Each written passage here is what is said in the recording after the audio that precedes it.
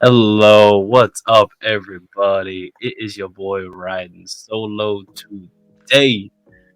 It's your man Drip God here for another lovely podcast for the Houston Rockets here at the H Town Rundown, where you can find us at Twitter at H Town Rundown, and you can find me at Drip God, Drip underscore God on Twitter and Instagram. We're gonna jump right into it, guys. So as you know, there's been a couple things that have happened since our last pod. Sorry for the delay. Didn't end up having time to do the last one last week, so we're doing a nice one right here. Just a little something short, a little something slight. Today we're gonna do the Rockets rundown, starting with Houston season grades. So I'm gonna break this up into three different sections here between the Houston grades.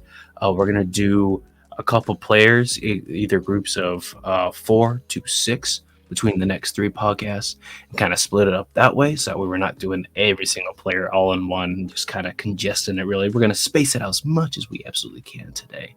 And then we're going to move on to some playoff news because I know y'all guys are waiting for that, man. Let's jump right into it today. We're going to start off with the GOATs. Daishen Nix and Ty Ty Washington. Oh boy, I know y'all been waiting for this.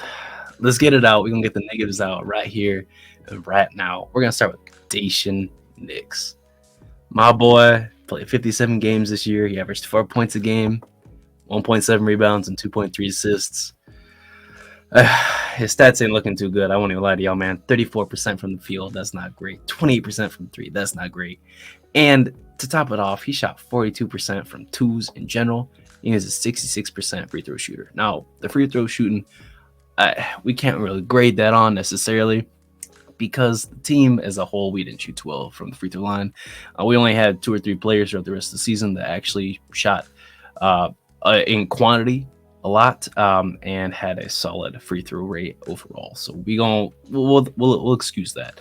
But the thing that really irks me, man, is Daishen 4 points. You know, he took 237 shots this year. That's all right. Man had a total of 226 points. That that's not too good. That's not too good, man. That's not too good. I won't even lie to you. Uh, he's got less points and he's taking shots. That's not too good here. Now, obviously, on the show, you guys do know how we feel about Daishen. We're not too high on him. We're really not too high on him. He's not. He wasn't good. He didn't look good. And we're not just saying this. You know, I'm not just saying this just cause. But like, if you watched the games, you sat down and watched. You know how he played, his ball movement. Uh, you know, some in the NBA, you just got to have it. You know, if you're in the NBA, you've got usually some sort of skill that's really like either unique or at an elite level. And I don't know how we saw this guy on our team. You know, we sent Ty Ty to the G League too many times. You know, we had Darius Days and Trevor Hutchinson down the league too many times. But Daishen, he played 57 games this year, and he started 7 of those. Believe it or not. Um, Not good. He did play 60 minutes a game this year, and his all career highs. Last year, he played just 10 minutes a game. He only played 24 games. So he got, he got more playing time. He got more minutes, way more opportunities last year. Just put in perspective in terms of the efficiency. His effective field goal percentage this season was 42.6. We'll round that up generously to 43%. Last season, his effective field goal percentage was 45%. He shot almost 50% from 2-point range. Granted, he took more attempts this season, but I mean, come on, that's not too good. And his 3-point percentage did go up this year, 28%. Not good compared to last year, 27%. Rounding up, by the way, 26.9%. Nice, 27%. And I mean, he's only shooting 1-3 game last year compared to 2.5, 2.5 threes this season, but still not exactly where you want someone in a second year. And again, I mean, playing 16 minutes a game, you got to average more than 4 points. It's not like he wasn't shooting shots. He's shooting, 4 shots a game, 4.2 shots a game. So, 4 points, point a shot essentially is what it weighs to, but not effective at all. I mean, like I said, true shooting percentage, not or effective field goal percentage, 42.6%. That's just not good. That's not good. So for our grade today, for our boy Daishen Nix, I gotta give him a D. And there's no pun. There's no pun. There's no pun.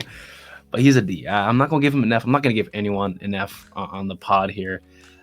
They just don't deserve it because again, like you got Steven Silas as your coach. You can only do so much with your coach with Steven Silas as as your man. Even the couple games that we had John Lucas playing, Daishen was better, improved, but objectively throughout the season, Daishen Nix just not it. I really hope we find some way to either cut him or trade him somehow, some way. I don't care how we got to do it, but we absolutely got to do it. Daishen Nix does not need to be on this team whatsoever. Hopefully, hopefully we can find something, some backup point guard. I'm kind of hoping, and Pastor gonna love this. I know he's gonna love this once he watches this. Kind of hoping if we draft Scoot, we can move KPJ to the bench. We got a Scoot Jalen starting, and then KPJ coming right off the bench as a 6-man. And then we'll probably have some variations of that 3-guard lineup between KPJ, Scoot, and Jalen. Absolutely fine to me. But man, get this dude off the court, bro. Get him in a Vipers jersey and stick him on the end of the bench, bro. Because, yeah, he was reeking it up. But yeah, so we're going with a D for our boy Daishen today. Hopefully you guys can all understand why. And I know a lot of y'all gonna agree with me on that. We're gonna move on to Ty Ty now. So Ty Ty, he was only able to play 31 games this season, despite him being the 29th pick of the first round. He wasn't. I really feel like he wasn't given a fair shot, despite him playing 31 games. He averaged 14 minutes a game, and he did start 2 of them, but it was more or less towards, there was a spot in the middle of the season, where we had random players playing a lot more. We had Trevor Hudson play a game or 2. We had Ty Ty even starting a game or 2. I want to say that the numbers don't necessarily reflect exactly, his play style necessarily. Now, I am a little bit more biased to Ty Ty because he also is a rookie, so he's gonna get the rookie scale, if you know what I'm saying here. It's just different, right? Ty Ty, again, Silas is your coach, and Ty Ty wasn't really able to be used as a point guard. He averaged 4.7 points, 1.5 assists, and 1.5 rebounds a game. It's not great. However, what stuck out to me is with his 1.5 assists, he only averaged 0.5 turnovers a game, so less than a full turnover. That's pretty solid for a rookie playing 14 minutes a game. Now, when it comes to field goal percentage, just like Daishen, they stunk it up. They stunk it up pretty bad. Ty Ty was 36% from the field on 5 attempts a game. Not great. He shot about 24%, 23.8% from 3. Not fantastic either. Not too good. Not too good. We would like to see in the future going forward more of those floaters going in, because they were going in at the beginning of the season. They were crazy in the summer league, and then there was just a drought where a lot of shots he was taking just weren't falling. And again, he is a rookie and he was in and out of lineup, so it is hard to kind of find that consistency to build as a rookie, trying to come into the NBA and make you put a stamp on the world there. And Silas just didn't like him. I don't know what kind of beef they had going on, but he just wasn't used effectively, efficiently, and overall good. So I'm going to give Ty Ty a C-, based on the ability that he had to not even really fit in, I mean, Daishen played a whole 20 more games than him, right? Comparative to Ty Ty, who is in his first year playing 31 games and not, he didn't play the best. He really didn't play the best. He didn't play great. He definitely could have played better, but there's hope for next season. On 2s alone, he shot almost 50%, 48.8%, and that's really good to see. And his free throw percentage, you want to see more. He was a 56% free throw shooter. However, he only took 0.6 free throws a game, right? So not even a free throw a game, despite only playing 31 games. So hopefully we'll see those numbers increase over the season. And like we'll talk about later, we got Ime Udoka, who signed with us as our head coach, which I know everyone's been ranting and raving about on Twitter. We've been going crazy all over Twitter all day. So hopefully with some of that sprinkled in there, Ime can help rise Tai Tai and make him a little bit more efficient and make him hit some shots and potentially, hopefully, Tai Tai can start hitting some shots from Ime's teachings and he'll be able to really become some sort of, I don't want to say like a combo guard, because I would like him just to be a pure point guard, a passer first guard that can score if need be, but the mentality is to get his teammates involved. But he's not afraid to take the shot if it's there. Obviously, that's something he's gonna have to balance as a rookie, and he'll come in and see what he can do next season. And I'm excited to see in the summer league what he can come up with, and then again next season. But right now, we're gonna go with C- with Tai Tai with the first round pick as a rookie this season. Hopefully, you guys can agree with me on all that. I'm gonna move on now to the next bit here. I know all y'all love this man, Boban. I mean, look how big that man is. Boban Marjanovic. Absolutely love that man. Standing 7'3", 290, big man. He's played 31 games this season, as many as Tai Tai, believe it or not. But unlike Tai Tai, he's not a rookie. This is his 7th season. So something some of you guys might have to understand is that Boban isn't necessarily a guy that you bring in to win, that you bring in to really play. He's definitely that feel-good factor. He's a feel-good player. He's a great guy, and I absolutely love him.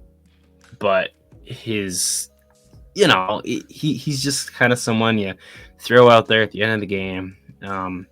For example, he averaged 14 minutes a game, and I'm going to be doing with us and not what what he did for a season. I'm sorry, he averaged 5 minutes a game. I apologize. That was from Philly. So I'm doing his stats from this season and not overall.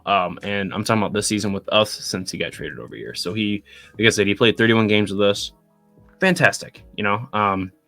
We did like what he brought to the table. He shot 69% from the field, which is really nice, almost 70% actually. And his true shooting percentage was pretty good. His effective field goal percentage was 68%, really good. And he shot 70% from two. So, he's a pretty tall guy. You're not really blocking his shot or anything like that. But he only averaged 3.3 points a game, 2 rebounds a game. In less than 10 minutes a game, that's pretty good. If you want to beef his numbers up and take a look at the per 36 numbers, it's pretty good. 21.5 points per game to go with 2 assists, 12 rebounds. 21 and 10, that's an all-star guy we're talking about. And especially in terms of that 30 per 36, which is a cheese stat sometimes. And he did average per 36, 1.1 steals. But back to Houston and our regular stats here, it does look like he did not, like I said, we didn't throw him out there to really get too many buckets or go crazy or any of that jazz. No, we just tossed him out there because it's Boban, big man. And his skill isn't really playing basketball. He's the feel-good guy. He's the victory cigar. At the end of the game, you want to feel a little bit better, throw Boban out there. And let me tell you, there were a lot of moments when Bobby was just looking fantastic. I loved the way that, the crowd would just roar. There was one game he was getting MVP chance because, he's hitting free throw after free throw. Absolutely beautiful from Boban. So based on what we had throughout the season for him and his role, and he did what he was asked to do as a veteran big man on the team, I'm going to give him a B. Right? Like, he was good. He wasn't great, but he came in and did what he was supposed to do, and he didn't do any more, didn't do any less. And it was good to see a victory cigar kind of guy just floating around out there, floating on the bench. And one thing I did love about him is he never complained about his role. He just went out there and played because he loves the game of basketball, and he loves his team, every team he's been on. And it was sad to see Boban be traded away from Luka because the Bobby Luka vibes were absolutely immaculate over there in Dallas. But hopefully, Jalen Boban vibes can be even better next season if we decide to bring him back. But only time will tell. Now I'm going to move on to Jae'Sean Tate, who was very disappointing this year. I mean, he played 31 games. Last year, he started quite a few games. He started 77 out of 78 games last season, but this year he's only able to start 7. He averaged a career low of 22 minutes per game, lower than even when he was a rookie, which is sad to say. He was just hurt. You can tell by the numbers here. He averaged 48% from the field, which is not great here on 9 points a game, career low in both marks there.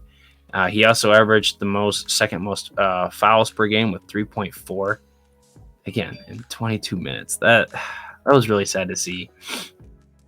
Other than the numbers, I mean, everything is down, right? And a lot of that's going to attribute to him being injured, him being hurt, and again, it all leads back to Silas, right? Silas was not really the guy to push our guys. That was John Lucas. Shout out JL out there, man. We love you. We love you. Other than that, Tate was supposed to be this vocal leader who this season was working on his 3-ball, was supposed to be absolutely this crazy 3-and-D vet, if you will, even though he's only played 3 years in the league, and go crazy. But, I mean, he shot worse from 3 this season than last year. He was a 30% guy last year, and we were expecting a huge jump. The summer was, Jae'Sean Tate, he's practicing all these threes in the corner. He's going to be crazy. And then he came out and shot 28%. Not great. Not very great. So, Tate, I'm going to have to give you a C, bro. Again, love you. And you did bring the leadership at times. You're able to come out there and rally guys here or there, but you in street clothes, there's not much you can do. And obviously, a lot of that attributes to just the injury back and forth all season. If you were healthy, you would have played all 82. No doubt in my mind. But is what happens. And it's all right. So we gave you an extension in hopes that maybe you'll be able to be a little bit more healthy. That or you'll probably end up being some good trade filler for salary. But we will see, won't we? We will see. We're going to move on here to Josh Christopher. So I know some of y'all going to hate me. That's fine. Josh Christopher plays 64 games. I really like Josh Christopher, man. My comparison for him this whole season has been he's the Eric Gordon of our team. He was shunned quite a lot. He was in the G League for some gosh darn reason. Bits of the season. I mean, Christopher is just a phenomenal player, right? And we definitely saw that towards the end of the season where he was just going on a tear offensively. I mean, Christopher's that dude, I do really like his play style, the ball movement, the fluidity, the ball handling. He's just great. He's fantastic. He was a pretty solid 2-point shooter this season. He shot 4 twos a game, attempted 4 twos a game, including layups, mid ranges. Shot 55% of that. I like that. His field goal percentage overall was 46.5. I'm down with that. I like that. But what kills his effective field goal percentage was his 3-point percentage. The thing that we struggle with all season was the 3-point percentage. So, of course, it's going to be something that we all struggle with here throughout the entire time. And 24% is not going to cut it, man.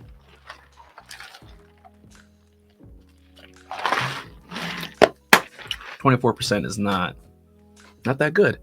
Now, he did shoot 75% from the free throw line. Again, not very many guys shot over 70% from the season or 75% from the season as it was. However, he didn't even shoot a free throw a game. So do with what you want with that information. But gosh, not your fault, right? When he was given the opportunity to cook, he cooked. And he cooked beautifully. But, we had this glutton of guards throughout the entire season as it was, Josh Christopher, Jalen Green, Darius Days, Trevor Hutchison, KPJ, Dacian Nix. I mean, we had too many guards, right? And everyone's trying to get runtime, and everyone's fighting for a spot, and as one does in the league when you're a rebuilding team, a lot of rebuilding teams, this is a place where you can come and try to leave your mark here and potentially get bought out to go to a team and play better, like John Wall attempted to do, even though we got him back and then cut him again. Oh, the irony. But yeah, Jess Christopher, I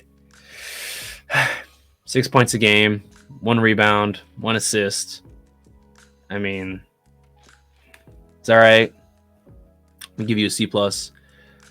I wish you could have done better. I mean, there were times where you were wide open on threes and you're just bricking them, as anyone does. It is your second year. However, I'll hold Dacian Nix, to a certain degree. I'm not gonna let just everyone slide, And Ty, like I say, you got that rookie scale there, the C+. But yeah, Just Christopher. I really wish, or Ty, that'd be. I just really wish that Just Christopher, you could have had more runtime and had a larger opportunity to, showcase who you are and what you're going to be in this league. Like I was saying earlier, Eric Gordon is the closest thing that Jess Christopher is going to be. I think, that 6'4" to 6'5" type guy at the 2 guard and small forward role, who is just able to come off the bench and just cook, like a taller Lou Williams, if you will, with a better playmaking than Eric Gordon. He's kind of that fine line there, but that's just me. I really like Jess Christopher, and I'm a little bit biased towards him, but we're holding that this time. So that's gonna do it for the big Houston Rockets season grades right now for the players. Like I said, in the future podcast here, I'm going to be breaking down certain players as it is. So we did 5 today. We're going to try to do that on the next pod as well and keep it going, make it a theme for you. So as we begin to leave here, we're going to talk about the playoffs and the Ime hiring. So first, let's talk about Ime, right? Ime Udoka, his first season as head coach, took the Celtics, who got the year before got mopped by the Nets. They in turn swept the Nets, right? James Harden was gone. It was Kyrie and KD. This is supposed to be a crazy team. Did the 8 seed, they made it out of the play-in. Kyrie and KD, especially Kyrie, went crazy. Went to go face Boston. And Boston whooped them. I know everyone was absolutely surprised at that when Boston swept the Nets. That's 2 seasons in a row they've been swept, by the way, if you know what I'm talking about. 2 seasons in a row. And 1 year you had KD and Kyrie, and you can't win 1 game against the Nets, against the Celtics. Yeah, Ime's that dude. Ime Jason Tatum, what he is today in terms of his playmaking, his defensive attitude, his shot selection, and a little bit more of a vocal leader, if you haven't noticed, And then Jaylen Brown, he was able to kind of control Jaylen Brown's erraticness and his inconsistencies and help him find spots that he really thrives in, which I feel is fantastic. And on top of that, he's able to get the movement from the Rob Williams Defensive Player of the Year award, which you should have won last season, moved it to Marcus Smart, which was absolutely insane. I don't know how their Celtics marketing team did that, but because of Ime, they were able to do so. And look at that. They're a top 2 seed once again this season without him. And you can tell that his teachings with the current Celtics head coach worked. I mean, obviously, if you're a top 2 seed twice in a row, something's breaking even there. Something's going right. And absolutely phenomenal job he did with them over there. So now he's on our team, right? We won less than 25 games this season. We haven't been great. We were erratic. We had too many lineups as it was. We're trying to figure out what we're doing all the time. Too many players not understanding the hierarchy. Who's really the best player on the team? Who needs the ball the most? Yada, yada. Ime's that guy. He's going to come in and figure it out. Now, on this pod here, we were really advocating for Kenny Atkinson. We thought we were trying to go for more of a direct development route because of what Kenny used to do, what he did for Jared Allen, Karis LeVert, Spencer Dinwiddie, D'Angelo Russell as an all-star. That's what I was going for. But to get a championship caliber coach while we're fighting with Brooklyn, so I don't know if you guys were knowing there, but Brooklyn was actively trying to pursue Ime Udoka for a while there. The Raptors were actively trying to pursue Ime Udoka, and Ime eventually came to Houston. That's a good thing. That's fantastic. So that can mean one of two things. Either A, Ime believes in us, and we're getting Jaylen Brown. That's part of the wink, wink, nudge, nudge deal. We're going to try to trade for Jaylen Brown. Or Ime believes in the foundation of our team. He believes in the organization, and he's ready to kind of help us cultivate our team. He's ready to kind of help us build an identity for the first time. We haven't had an identity since, James Harden 4 years ago. What? That's crazy to say. So for Ime to come in and be willing to help us rework our systems and understand, and I'm still hoping that we can hire Kenny Atkinson as an assistant coach if he's willing to leave. That'd be phenomenal. But if not, Ime and John Lucas are going to be fantastic. I mean, John Lucas is kind of just the Sacramento coach, just not on that level. He's obviously, lower on the totem pole there, but that's our equivalent, is the Sacramento coach. And then now we have a championship level coach tied for second worst team in the NBA. Let's go. We're actually winning for the first time in so many years. We winning, and the offseason looks up. Phase 2, like I said on Twitter, guys, Phase 2 looks good now. We got a coach who knows what they're doing, and I'm excited. Genuinely, I am excited for what we're going to do here for Phase 2 of the Houston Rockets rebuild. Now, there was a guy on Twitter, I believe his name is RC. He goes by as a main account name.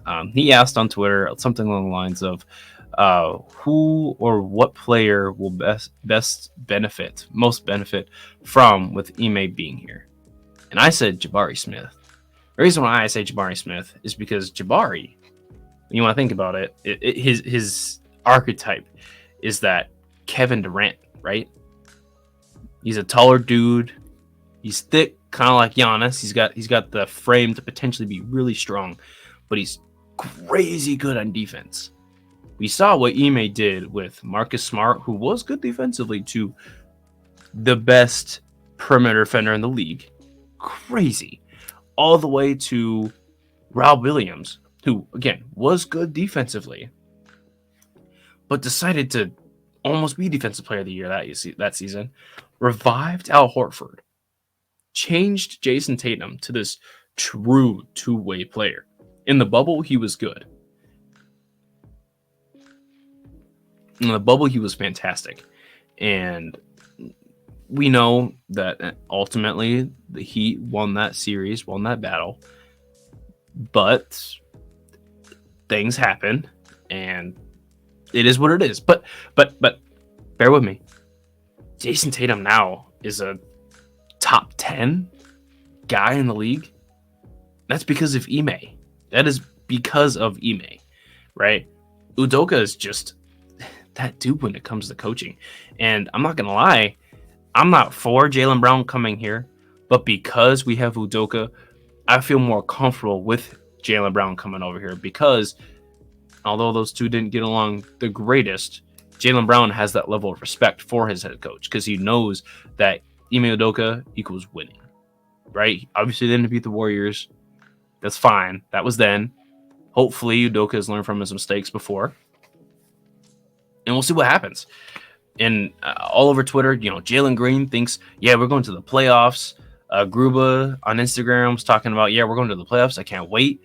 Our guys are confident that we could potentially make the playoffs. And that means we got to beat teams like the Warriors, like the Grizzlies, like the Timberwolves, like the Lakers, like the Thunder, like San Antonio. We can't have those losses like we did earlier season where we were up and we just got absolutely mollywopped, So, like I said a lot on this podcast, time will tell, but I like this hiring. Let us know in the comments below what you guys think about this hiring down low. Do you guys like it? Are you for it? Against it? We got to know, because discussions gotta be had about Ime Udoka. And I cannot wait to see what kind of roster that they build around Ime Udoka, especially if we can get that first pick, get a Wimby, or if we end up getting Scoot even. I mean, Udoka would be absolutely fantastic in turning Scoot into a potential two-way playmaker. Smart, defensive player of the year. He's a pretty good playmaker. He's a point guard, pass first guy who can score if necessary, but you don't rely on his scoring. Versus Scoot is a playmaker and a scorer, and he could be a really good defender.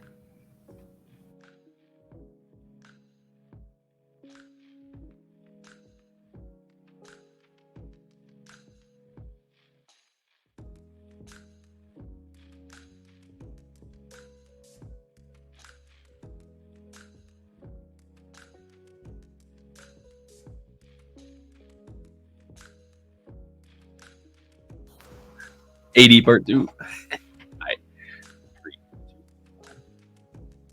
NBA awards, man. Yeah, Larry Markkinen was awarded Most Improved Player of the Year. Fair. Man went from averaging less than 16 points a game to 25 on elite shooting. And Utah Jazz were in it until the latter half of the season, and Lowry ended up getting hurt, along with a few other things breaking even for Utah. Utah looked really, really good. I thought they were going to make the playoffs there for a hot minute if they were able to keep up being on that heater. So, absolutely, Larry Markkinen deserves that award. Now, people want to say, "What about Shea? What about Shea?" Brandon Ingram and Luka. Think back to a couple years ago. Luka didn't win Most Improved Player despite averaging almost a triple double on elite efficiency. Again, on 27 points per game, because he was in MVP conversation. Ja Morant shouldn't have won Most Improved Player of the Year based on that criteria alone, too. It should have been Desmond Bane. He ended up giving it to him later on in the offseason. Cool, fine. So, Shea, 30 points per game, elite two-way player, 1 steal, 1 block, 50% from the field. Crazy. Not Most Improved Player, simply because he was in MVP conversations. And he almost got his team to the playoffs. I actually cannot believe the Thunder finished with a better record than the Mavs. And they got Kyrie. But, yeah, Shea, that's the only reason why you didn't get it is because of the MVP conversation. So otherwise, it was obviously you. You were the obvious choice. 30 points per game. Crazy. 50%. Crazy. Only Jordan. And you were able to do that before. Think about that. And then we had Defensive Player of the Year. Jaren Jackson Jr. Brighton was on the wall there. I mean, essentially leading the league in blocks and stocks per game, steals and blocks per game, along with being the most versatile, one of the most versatile players in the league. My pick was really Brook Lopez, simply just because they're not going to give Giannis MVP, most likely. Now, if I jinxed it, it is what it is. But likely they weren't giving MVP to Giannis, so I was expecting Brook Lopez. So because of that, I'm expecting Giannis to get MVP because they don't want to have MVP and Depoy on the same year or on the same team, like they did with the Warriors in 2016 with Curry, unanimous MVP, and Depoy, Draymond Green. But nonetheless, I'm okay with JJJ hitting the Depoy. He's been going absolutely berserk for them offensively against the Lakers. And they are playing right now, of course. Can take a look here and see what's going on here. It looks like it's 104-104 right now, as it is. They are tied in the fourth. Of course, we catch that on the pod here. That's how we know we're the most goated. You know what it is. Let's move on. Potential MVP. It's gotta be Joel, right? Giannis could probably win it, and everyone wants to talk about Jokic, triple double, first in his first center lead the league or have 10 assists per game, elite efficiency, first seed in the West. What's funny is that the top 3 seeds in the East all have a better record than the first seed in the West. I just want to point that out.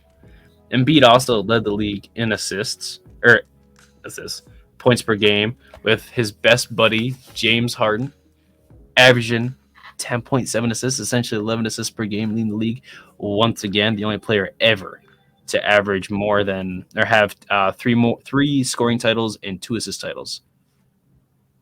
And to add on to that, this is the best duo in the league. The pick and roll is unstoppable. Joel and James Harden, the best floppers in the league, is crazy. It's absolutely insane. So I'm really hoping that I want Embiid to win it. Embiid needs this MVP. Just get him his MVP. Write him in there. Do what you got to do. But MVP is who I'm going for. EMVP. That's my man. And then I don't think they've announced sixth man. No, they did. They announced sixth man of the year, and that was Malcolm Brogdon.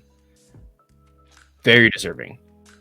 Bro came from the Pacers for a bag of chips and some chump change and made the Celtics really good. Despite them being the second seed again, I think they're a much better team than they were last season. If Ime had this team, I I would probably suggest them to be my favorites. Obviously, they're the Sixers for obvious reasons, but I would definitely have the Celtics as favorites if Udoka was on this team with Malcolm Brogdon, because dude is just a bucket.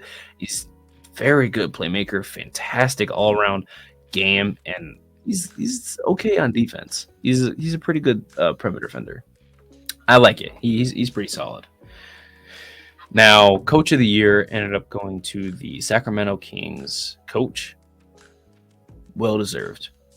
Third seed in the West, a very tough West. I mean, there's not anything that he couldn't do all season, despite Domantas Sabonis, De'Aaron Fox, and other players. Keegan Murray being a rookie. I mean, shout out Iowa. Bro was able to do everything and still get them the third seed. He deserved it. He absolutely did deserve it. Now, I would say that Darvin Ham should have been in the conversation. Not that he should have finished as a finalist, but he should have been in the conversation for being able to get the Lakers to the playoffs.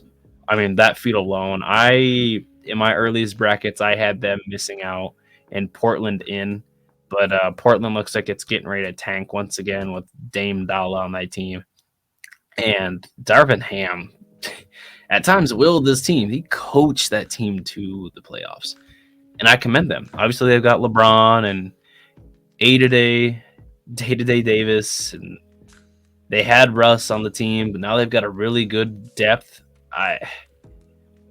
Darvin Ham should have been in the conversation a little bit more. But I think the Kings coach absolutely deserved it. I mean, bro went crazy, and he was able to lead the Kings to the playoffs. Enough said, right? So now that we're on the topic of the playoffs, my favorites when the NBA or the Eastern Conference, at least the Eastern Conference, is obviously the Sixers, right? For more than one reason, other than they have the MVP, the leading scorer, the best, most versatile defenders on the team, the best depth, leader in assists, the greatest combo guard to walk the earth, James Harden and Embiid on the same team. They swept the Nets, baby. No team has swept anybody else in the entire playoffs except the Sixers. No one thought we'd do it. And yes, the Nets shouldn't have been there to begin with in the playoffs, but it doesn't matter. We swept. Unfortunately, I don't have a broom as a prop today, so I can't really help you all out with that kind of analogy. But I'm very happy that we were able to come in and get that sweep. Absolutely awesome to be able to see that our team got a golly win, and our team, the team was able to get a golly win, and hopefully with the amount of rest that they're about to get, can lead them to beating the Celtics, because we all know the Hawks ain't coming back from 3-1. Trey, I love you. You had a fantastic game 4. But it wasn't good enough. It was not good enough to overcome the combined efforts of Jaylen Brown and Jason Tatum. Now, a big thing that the Sixers are going to have to watch for here. I know this is turning into a Philadelphia rundown pod, but it's not that. Just NBA, just playoffs. Philly's going to really have to watch out for the threat that Derek White can go off. Malcolm Brogdon can go off. Rob Williams is crazy defensively in the paint, and Al Horford is the Embiid stopper. The entire league knows that. And throughout the playoffs, Embiid did not play that well, and we still swept, which means that we have depth. The Sixers have a lot of depth, so hopefully they can utilize that depth in getting a win. It's going to be battle of depth and who can get hottest the quickest. But we'll see. In other news, the Knicks are up 3-1 against the Cavs. I did not see that, despite Donovan Mitchell having the first 2 games absolutely fantastic. They somehow figured out a way to contain him. And Darius Garland not showing up at all. No surprise, though. Also, Evan Mobley averaging a double-double on 44%. What's up now, Cavaliers? What's good? Jalen Green, that. Boy. Yeah. Evan Mobley, not looking that good. He ain't got no bag. No bag. Speaking of no bag, Run a Dunk Man is down 3-1 to the Heat as well. In case you guys didn't know, the Bucks were the first seed in the entire East, and they're down to the 8th seed Heat, 3-1. Going back home in the next game there, April 26th. Are the Heat going to do it? Jimmy Butler had 56 points on almost 70% shooting and 9 rebounds. Clutch steal after clutch steal. Giannis had a 23-point triple-double. That's nice. Except bro had 6 turnovers and 3 personal fouls. He was getting clamped. Yeah. I don't know what the Heat did, but the rest of the league need to watch that. Because the rivalry between the Heat and the Bucks is absolutely fantastic. Obviously, the Heat swept the Bucks in the playoffs in 2020. Then the Bucks swept the Heat in 2021, which is absolutely crazy for both of them to go to the finals. And then the Heat ended up beating the Sixers in 6. Joel Embiid had the orbital fracture. James Harden still really coming back from that injury before the hamstring, and then issues with the Achilles and whatnot. And then ended up losing in 7 to the Boston Celtics, which did go to the finals. And the Heat this year, man, they were not that good. I did write them off. I didn't think they were going to make the playoffs. I had the Bulls over them, to be honest with you. And the Heat, man, I got to respect Jimmy Butler. I've said a lot of bad things about Jimmy Butler. Not necessarily like bad, but I just didn't believe in it. I really didn't. And Butler's that dude. Butler's that dude. I absolutely love what he brings to the table. And he's one of the greatest playoff performers. He's really the Reggie Miller of our generation. Facts. Onto the west side of things. Anthony Edwards averaging 32 points per game under age 25 against the Nuggets. Jokic looks like a traffic cone, of course. He's got a couple triple-doubles in the playoffs, 1 or 2 triple-doubles in the playoffs, making Rudy Gobert look goofy, fouling out Cat. Ant's the only one that shows up in the big time, and Ant at least wants to take one more game. So this could go to 6. I don't think the Wolves are winning. I'm just glad they made the playoffs to begin with. At home in Iowa, this is the closest place to me. So obviously I do root for the Wolves here or there. Except when they face those Rockets, it's H-Town for life. I just feel bad for the Wolves because they gave up so much for Rudy Gobert. And Rudy is a good player. I'm not going to sit here and like trash Rudy. But making, $34 million a year, nah. He does too little to be making that much. He, again, generational defender, 3-time defensive player of the year, crazy shot deterror. But it's not mattering because obviously the Nuggets are 3-1 for a reason, Speaking of 3-1, the Suns and Clippers. Kawhi has been out for 2 games? 3 games? 2 games. Kawhi went crazy with 38 points the first game. Kawhi was all right. Second game, he's been out for 2 straight games. So Russell Westbrook has stepped up. Russ has been every bit of OKC Russ since the absence of Kawhi, and I love it. I absolutely love it. I don't think the Clippers can come back 3-1 because KD, Paul George, Chris Paul, and Devin Booker it's just too much. Too many offensive weapons. Yeah, it is what it is, KD's not even leading scorer on the team right now. Devin Booker's been killing it on crazy efficiency. But the fact that they had to play their starters more than 36 minutes a game, with it just being Russ out there, shows not only the heart of the Clippers, but the potential downfall of the Suns because of their depth. So I've got Suns moving up in that bracket and Nuggets losing or winning to the Timberwolves. So it'd be Suns and Nuggets in the second round. Now it looks like moving on, the Kings might lose this series despite going up 2-0 against the Warriors, despite the Warriors being a 6th seed. Yeah, De'Aaron Fox is injured. He broke a finger. He might not play. I believe he's questionable right now. I hope he can just power through and play the game because, man, he's been giving the Warriors hell. And, I mean, credit to Domantas. He's been playing okay, but the only reason why they're playing so well is because De'Aaron Fox is that dude. He's been a Warriors killer all season, and I would love to see that continue. But,